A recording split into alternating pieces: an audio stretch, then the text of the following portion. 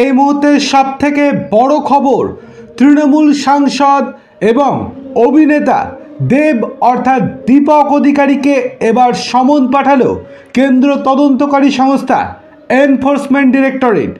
আগামী 21শে ফেব্রুয়ারি prevention of money laundering অ্যাক্টের একটি মামলাতে অভিনেতা সাংসদ দেবকে দিল্লিতে ডেকে পাঠিয়েছে কেন্দ্র তদন্তকারী সংস্থা এনফোর্সমেন্ট ডিরেক্টরেট। দেব ঘনিষ্ঠ মহলে জানিয়েছে, যতবার ডাকবে ততবার যাব। আজ বৃহস্পতিবার ইমেল মারফত এই নোটিশ দেওয়া হয়েছে ইডির তরফ থেকে। তবে বিগত কয়েকদিন ধরে যে জল্পনা ছিল দেব হয়তো তৃণমূল ছেড়ে দেবে, সেই সমস্ত জল্পনাতে তিনি জল ঢেলেছেন। আসলে বাস্তব কথা এটাই, সন্দেশখালি ইস্যু থেকে নজর ঘোরাতেই, এমনকি ক্যাগের রিপোর্টের নজর ঘোরাতেই তৃণমূল একটি নাটক তৈরি করেছিল।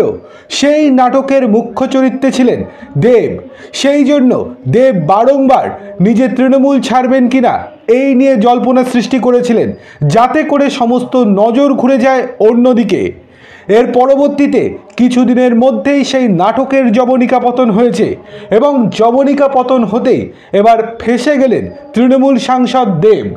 এবার আগামী 21শে ফেব্রুয়ারি দিল্লিতে গিয়ে ইডি দপ্তরে হাজিরা দেন কিনা, কিংবা ইডি দপ্তরে গিয়ে ইডি আধিকারিকদের প্রশ্নের মুখোমুখি হন কিনা দেব, সেই দিকেই নজর থাকবে গোটা বাংলার রাজনীতির এবং বাংলার মানুষেরও।